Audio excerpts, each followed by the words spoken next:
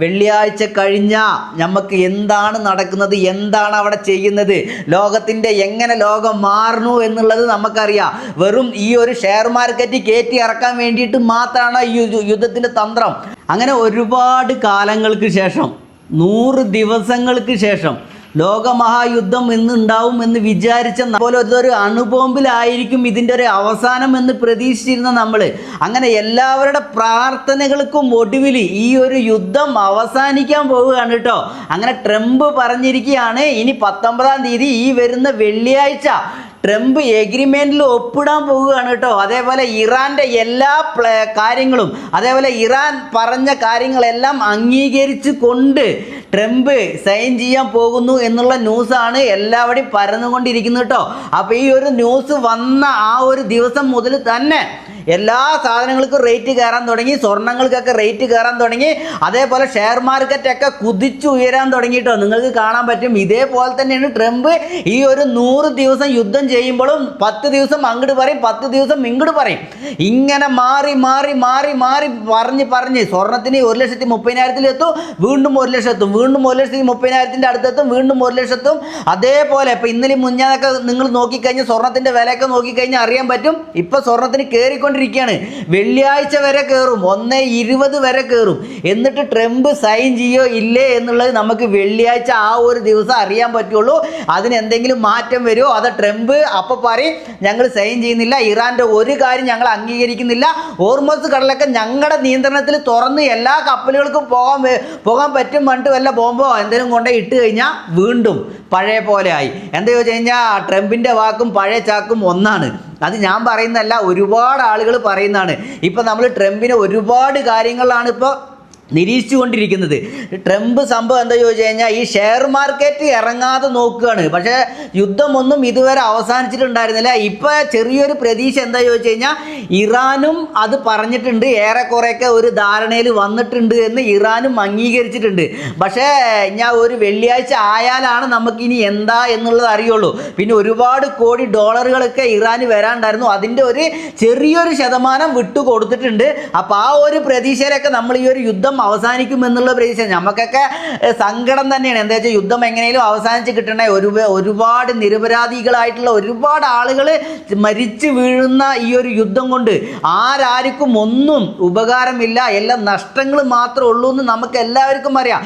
അതേപോലെ തന്നെ ഏകദേശം ഇന്ത്യയിൽ നിന്ന് പോയ 1 കോടി ആൾക്കാരുണ്ട് മിഡിൽ ഈസ്റ്റ് കംപ്ലീറ്റ്. അതേപോലെ കേരളത്തിൽ നിന്ന് തന്നെ നമ്മുടെ മലയാളികൾ 40 ലക്ഷത്തോളം ആളുകൾ അവിടെ ജോലികൾ ചെയ്തിട്ടും അതേപോലെ വിവിധ മേഖലകളും അതേപോലെ ഇപ്പോൾ വർക്കില്ലാതെ പണിയില്ലാതെ ഒരുപാട് ദുരിതങ്ങൾ അനുഭവിച്ചിട്ട് നമ്മുടെ മലയാളികളും അങ്ങനെ ഒരുപാട് ആളുകളുണ്ട്. അപ്പോൾ അവരുടെയൊക്കെ പ്രാർത്ഥന എടുത്തു തന്നെ നമുക്ക് വിചാരിക്കാം. എങ്ങനെയെങ്കിലും ഈ ഒരു വെള്ളിയാഴ്ച അവസാനിക്കട്ടെ. ഇനിയിപ്പോൾ ട്രംപ് ആ ഒരു ദിവസം കഴിഞ്ഞിട്ട് ഇനി മാറ്റി വെക്കുമോ എന്നുള്ളതൊന്നും നമുക്ക് പറയാൻ സാധിക്കില്ല. കാരണം എന്താ വെച്ച് കഴിഞ്ഞാൽ കഴിഞ്ഞ 2 ദിവസം മുന്നേ രാത്രി 12 മണി വരെ ട്രംപ് പറഞ്ഞുകൊണ്ടിരുന്നത് എന്താണെന്ന് നിങ്ങൾക്കൊക്കെ അറിയാമല്ലോ അല്ലേ. ഞങ്ങൾ ഇപ്പം അടിക്കും, നേരം വെളുക്കുമ്പോഴത്തേനും ഇറാൻ അവിടെ മൊത്തം തരിപ്പണമാക്കും, അവിടെ മൊത്തം എല്ലാം 1950 മുന്നത്തെ ആ ഒരു ലോകാക്കി മാറ്റും, എല്ലാ കെട്ടിടങ്ങളും മൊത്തം അടിച്ച് നിരപ്പാക്കുമെന്ന് പറഞ്ഞ് ഞാനൊക്കെ ഉറങ്ങാതെ ന്യൂസ് കണ്ടുകൊണ്ടിരിക്കുകയെന്ന്. പാവികൾ ഇനി എങ്ങാനും അടിച്ച് ഇനി എന്തെങ്കിലും ആക്കുമോ, ഇനി വേറെ എന്തെങ്കിലും ആക്കുമോ, നിറയെ പേര് പറഞ്ഞിട്ടുണ്ടായിരുന്നു ഇനി അനുഭവം എങ്ങാനും കൊണ്ട് ഇടുമോ, അങ്ങനെയൊക്കെ ഒരുപാട് പേര് പറഞ്ഞിട്ടുണ്ടായിരുന്നു. എന്നിട്ട് ട്രംപ് 12 മണി കഴിഞ്ഞപ്പോൾ ഞാനെന്ത് പറഞ്ഞ്, ഞാനൊന്നും അങ്ങനെ പറഞ്ഞിട്ടില്ല, ഞങ്ങളൊക്കെ ധാരണയിലെത്തി, ഞങ്ങളൊക്കെ യുദ്ധം അവസാനിക്കാൻ പോവുകയാണ്, ഞങ്ങളൊക്കെ എഗ്രിമെൻറ്റ് സൈൻ ചെയ്യാൻ പോവുകയാണെന്ന് ഒറ്റ മിനിറ്റ് കൊണ്ട് മറുകണ്ഠം ചാടി ട്രംപ്. അതൊക്കെ നിങ്ങൾക്ക് അറിയാമല്ലോ അല്ലേ.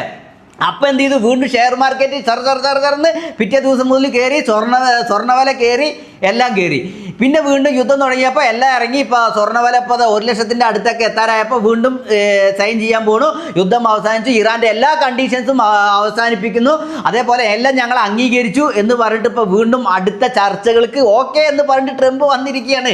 അപ്പോൾ അതുകൊണ്ട് നമുക്കൊരു സംശയമുണ്ട്, നമ്മളും അതേപോലെ എന്നെപ്പോലുള്ള ഒരുപാട് ആളുകളുടെ ഒരുപാട് കാര്യമാണ് ഈ യുദ്ധം എങ്ങനെയും അവസാനിച്ച് കിട്ടുന്നത്. എന്താ വെച്ചാൽ നമുക്കൊന്നും ഗ്യാസ് കിട്ടാൻ വഴിയില്ല, അതേപോലെ എണ്ണ കിട്ടാൻ വഴിയില്ല, സാധനങ്ങൾക്ക് വില കൂട്ടി, അങ്ങനെ എല്ലാ സാധനങ്ങളും നിത്യോപയോഗ സാധനങ്ങൾക്ക് മൊത്തം എല്ലാം വില കയറി ആകെ താറുമാറായി തിരിഞ്ഞുകൊണ്ടിരിക്കുകയാണ്. ആ ഹോർമൂസ് കടലെടുക്ക് അവിടെ അടഞ്ഞിരിക്കുന്ന കാരണം കൊണ്ട്. പക്ഷെ അത് ഒരിക്കലും ആരെ കൊണ്ട് തുറക്കാൻ സാധിച്ചിട്ടില്ല എന്നാണ്. അതാണ് ഇറാന്റെ ഒരു ആയുധം എന്ന് പറയുന്നത്. അതിലാണ് ട്രംപിന് വേറെ വഴിയില്ലാതെ നിൽക്കുന്നത്.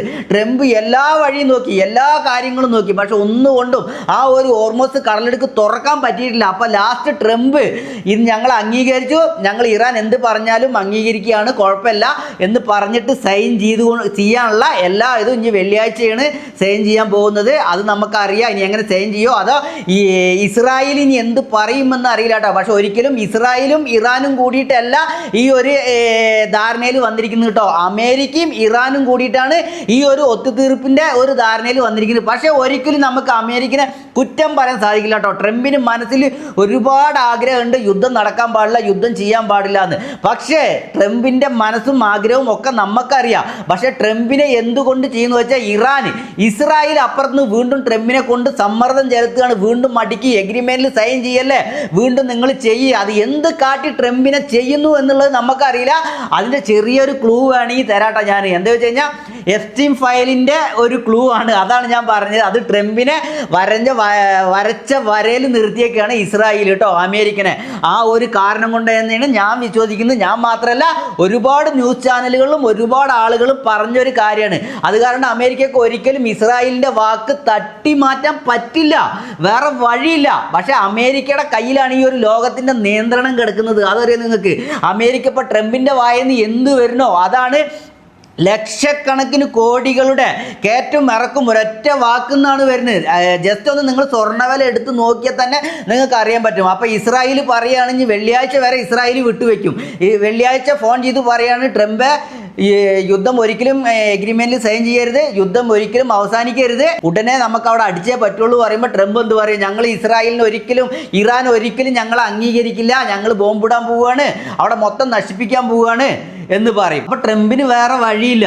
അപ്പോൾ ട്രംപിന് ഇസ്രായേലിൻ്റെ വാക്കുകൾ കേട്ടേ പറ്റുള്ളൂ.